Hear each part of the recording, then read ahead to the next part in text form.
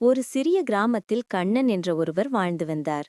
அவர் மிகவும் கஞ்சன், ஒரு காசும் கூட செலவழிக்க விரும்பாதவர்.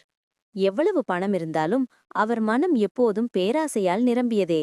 ஒரு நாள் இரவு கண்ணன் ஆழ்ந்த நித்திரையில் இருந்தபோது அவருக்கு ஒரு விசித்திரமான கனவு வந்தது.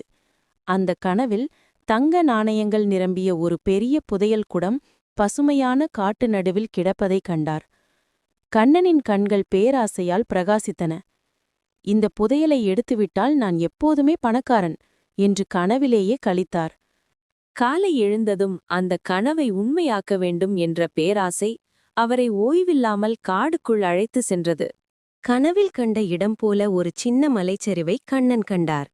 அவர் அவசரமாக மண்ணை அள்ளி அகழ ஆரம்பித்தார்.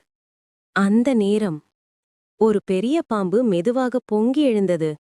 பாம்பின் கண்கள் கண்ணனின் பேராசையைப் போலவே கூர்மையும் கடுமையும் கொண்டிருந்தது. கண்ணன் அஞ்சினாலும் புதையலாசை காரணமாக அங்கிருந்தே நகராமல் பொருந்திக் கொண்டார். பாம்பு கோபத்தில் அவரது காலில் கடித்தது. பாம்பு கடித்த வலியை தாங்கிக் கொண்டு கண்ணன் வீட்டிற்கு திரும்பினார். அவரை பார்த்த கிராமத்தினர், சாமி, உடனே வைத்தியரை கூப்பிடணும் என்று பயத்துடன் சொன்னார்கள். ஆனால் கண்ணன் தலையை ஆட்டினார். அவன் இறுதியில் கிராமத்திலிருந்த மந்திரவாதியிடம் சென்றான்.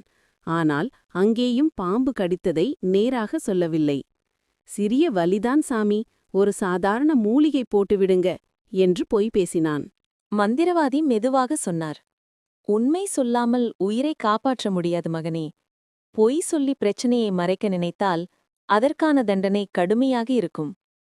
சிறிது நேரத்தில் பாம்பு விஷம் உடலில் பரவி அவர் மயங்கிப் போனார். கதையின் நெறி: பேராசை மனிதனைக் கொல்லும், உண்மை எப்போதும் வெல்லும்.